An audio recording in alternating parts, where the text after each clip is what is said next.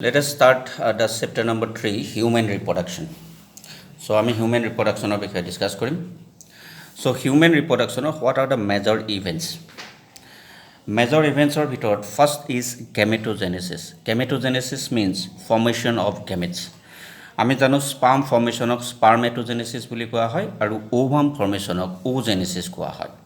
So, gametogenesis means formation of gametes, which is the first event in the sexual reproduction of human. Then insemination.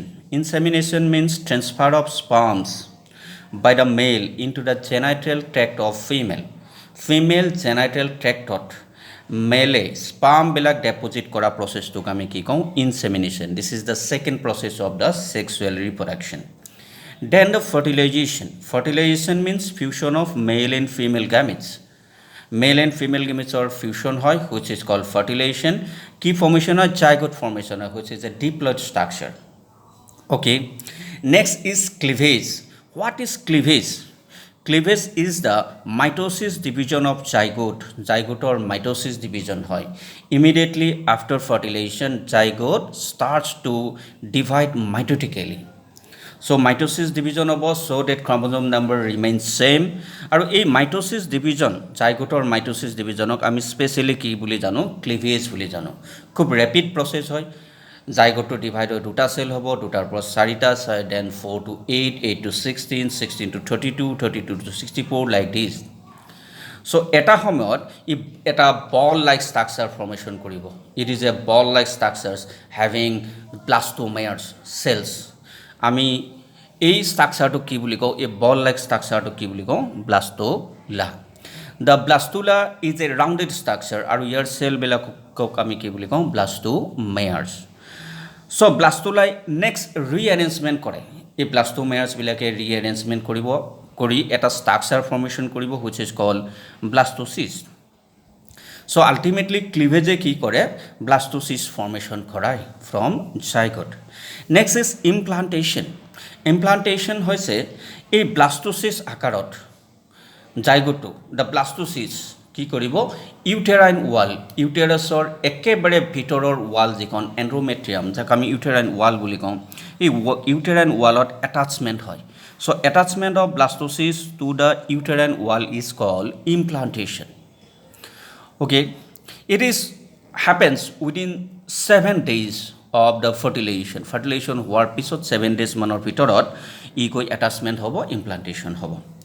So implantationৰ পিছত the uterine tissues বিলাক আৰু blastocystor outer coveringখন যাক আমি trophoblast বুলি কওঁ এই trophoblast আৰু motherছৰ uterine tissue আৰু blood লগ লাগি এখন structural আৰু functional structure এটা produce কৰিব যাক আমি প্লেচেণ্টা বুলি কওঁ placenta is a structural as well as functional unit in between the growing fetus and the uterine wall of the mother for the exchange of materials.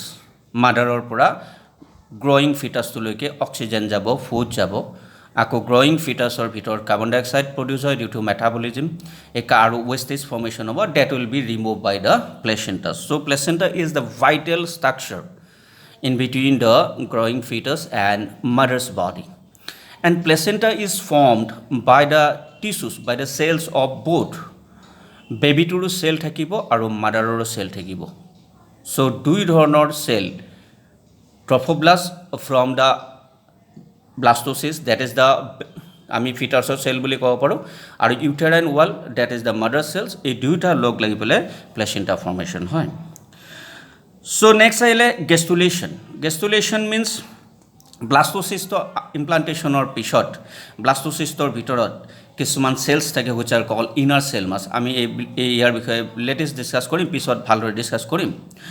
So এই cells বিলাকক আমি কি বুলি কওঁ inner cell mass. এই inner cell mass বিলাক ডিফাৰেন্সিয়েট হয় আৰু তিনিখন জাৰ্ম লেয়াৰ ফৰ্মেশ্যন কৰে. So blastocystor ভিতৰত আল্টিমেটলি ব্লাস্টোচিষ্টটোৱে তিনিখন জাৰ্ম লেয়াৰ ফৰ্মেশ্যন কৰা অৱস্থাটো the structure having 3 germ layers ectoderm endoderm and mesoderm is called a gestula and the process of conversion of blastocyst into gestula is called gestulation.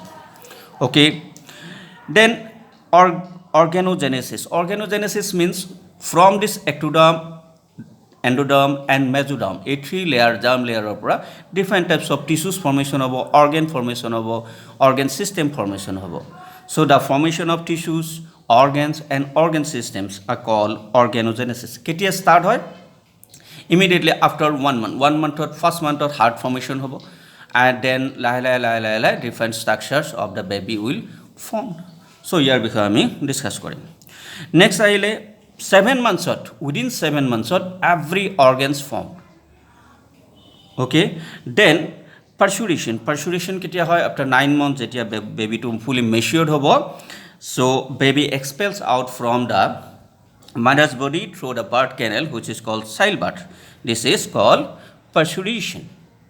Okay, this is all about the events of sexual reproduction of human being. These are the major reproductive events.